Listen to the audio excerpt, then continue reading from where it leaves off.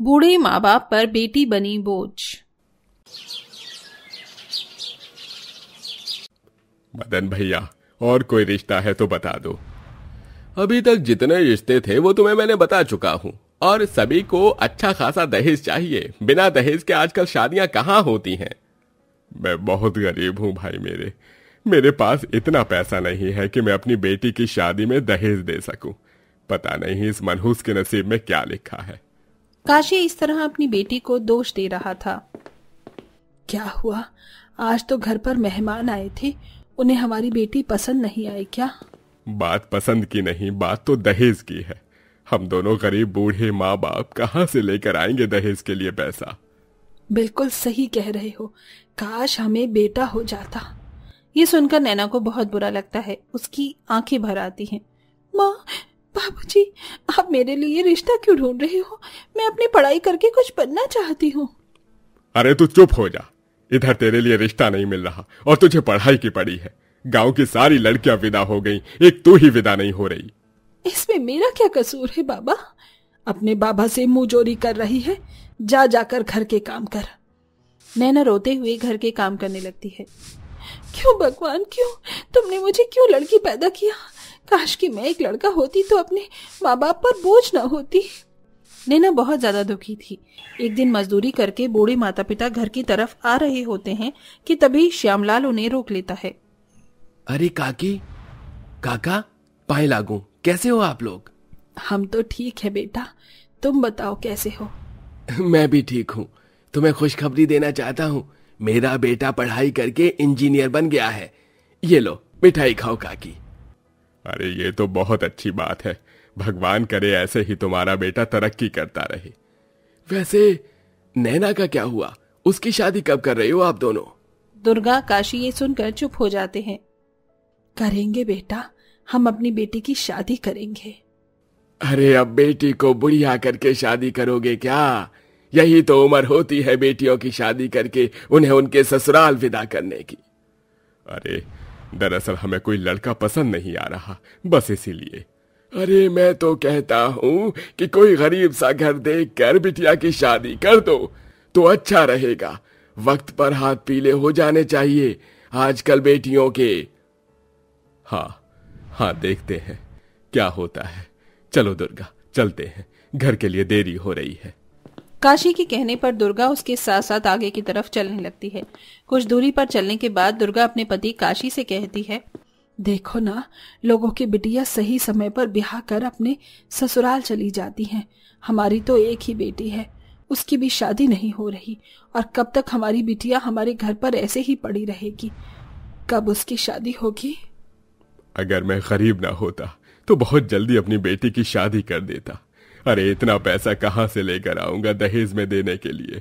जो लोग दहेज नहीं मांगते वो मेरी बेटी को पसंद ही नहीं करते, और जो दहेज मांगते हैं उन्हें देने के लिए मेरे पास एक फूटी कौड़ी नहीं है। जब से हमारी बेटी पैदा हुई है तब से ही हमारी किस्मत को ताले लग गए हैं। पता नहीं ये मनहूस हमारे घर से कब जाएगी।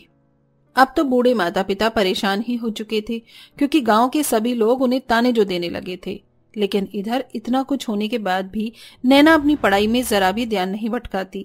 उस दिन जब बूढ़े माँ बाप घर वापस लौटते हैं तो नैना ने घर में खाने को कुछ नहीं बनाया था। अरे ये क्या, सारे बर्तन खाली पड़े हैं, खाने को कुछ नहीं बनाया तुमने? पढ़ाई करते करते समय कब बीत गया पता ही नहीं चला, मैं अभी खाना बना देती हूँ। नैना के इतने कहते ही दुर्गा उसकी किताबों को उठाकर फेंक देती है। सारा दिन हम मजदूरी करते हैं, तेरे बाबा भी मजदूरी करते हैं, शाम को हम लोग कितने थके होते हैं, इस रोटी के लिए हम कितनी मेहनत करते हैं, और तू हमें समय पर रोटी नहीं बनाकर दे सकती। अरे क्या फायदा तेरे होने का? एक तो तू पहले ही हमारे सर पर बोझ की तरह पड़ी है, और अब तू घर के काम भी नहीं करती, सारा दिन इन किताबों के अंदर ही घुसी रहती है। अगर आज के बाद तुमने घर में खाना बनाकर नहीं रखा तो हमसे बुरा कोई नहीं होगा, समझी तुम? जाओ जाकर हमारे लिए खाना बनाओ। काशी और दुर्गा के डांटने पर बेचारी नैना फूट फूट कर रोने लगती है, और वो रोते हुए ही अपने बूढ़े माता पिता के लिए खाना बनाती है। घर की इन सभी परेशानियों से अब उसका पढ़ाई से भी धीरे धीरे मन हट रहा था। वो इस समय +2 कर रही थी, लेकिन क्लास में ध्यान न लगाने की वजह से उसकी टीचर उससे पूछती है, क्या हुआ नैना? क्लास की सबसे पढ़ाकू लड़की आजकल पढ़ाई में ध्यान नहीं दे रही है। घर में सब कुछ ठीक तो है ना? कोई परेशानी है तो तुम मुझे बता सकती हो। सुशीला के ये पूछते ही नैना रोने लगती है। अरे ये क्या, तुम तो रोने लगी? इतनी होनहार लड़की ऐसे कैसे रो सकती है? चलो मुझे बताओ क्या हुआ।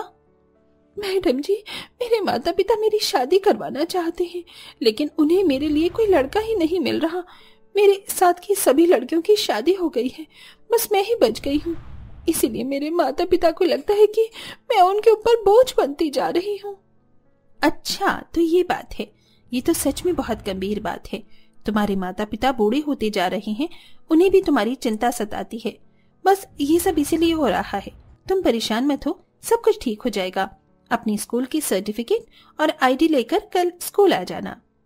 सुशीला के कहे अनुसार नैना अगले दिन सुशीला को अपने सारे सर्टिफिकेट और आईडी लाकर दे देती है, जिसके बाद सुशीला नैना के कई सरकारी फॉर्म भरवा देती है। इधर घर संभालने के साथ साथ नैना दिन रात सरकारी नौकरी की तैयारी में लग जाती है और खूब जमकर पढ़ाई भी करती है। कुछ दिन बाद अचानक से गांव के कई सारे लड़कों के नाम सरकारी नौकरियों में निकलते हैं। अरे काशी भाई, ये लो मिठाई खाओ, मेरे बेटे की सरकारी नौकरी लग गई है। काफी समय से बेचारा मेहनत कर रहा था, आखिरकार उसकी सरकारी नौकरी लग ही गई। अब हमारी सारी परेशानियां खत्म हो जाएंगी काशी भाई। मुबारक हो मदन भाई, काश कि तुम्हारे बेटे की तरह मेरा भी कोई बेटा होता। बेटी ना होकर भगवान मुझे बेटा ही दे देता तो अच्छा होता। चलो जी, घर चलते हैं। घर चलकर थोड़ा सा आराम करेंगे।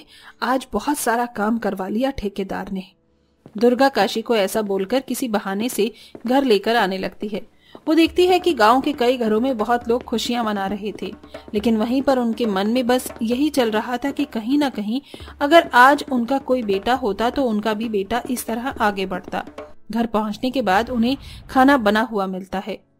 माँ, बाबूजी, आप खाना खा लो, मैंने खाना समय पर बना दिया है।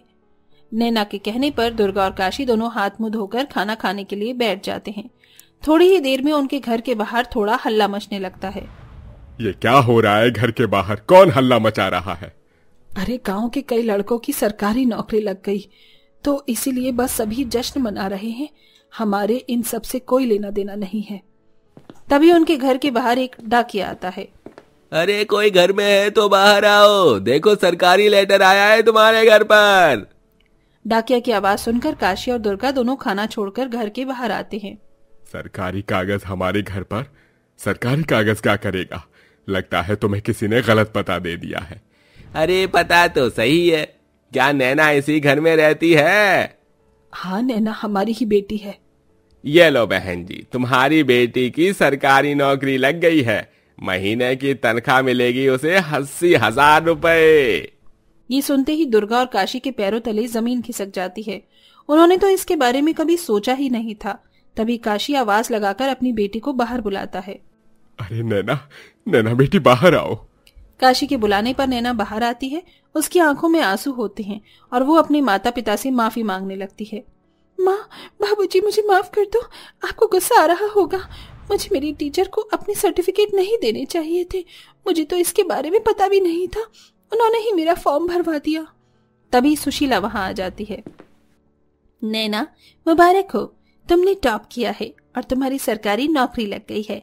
भाई साहब, बहन जी, जिस बेटी को तुम अपने सर पर बोझ समझकर इस घर में रख रहे थे, आज इसी लड़की ने सरकारी नौकरी हासिल कर ली है, जो कि आजकल बेटे भी नहीं कर पाते। सुशीला की ये बात सुनकर काशी और दुर्गा दोनों ही रोने लगते हैं।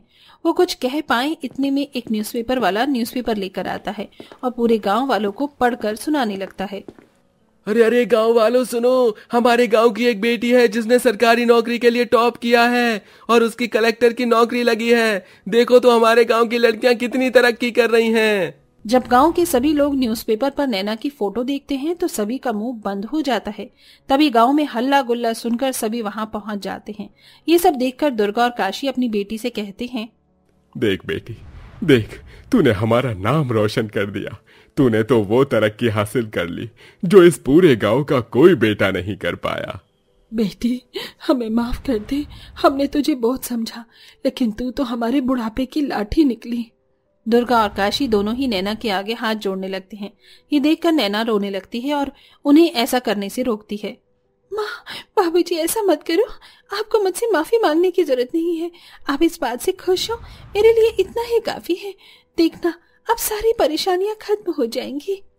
नैना ऐसा कहकर अपने गरीब बूढ़े माता पिता को गले से लगा लेती है, जिसके बाद बहुत जल्द वो अपने सरकारी कलेक्टर के दफ्तर में पहुंच जाती है और नौकरी करने लगती है, जिससे उसके घर की परेशानियां धीरे धीरे खत्म हो जाती हैं और वो अपने बूढ़े माता पिता की मजबूत लाठी बनकर उन्हें खुश रखती है।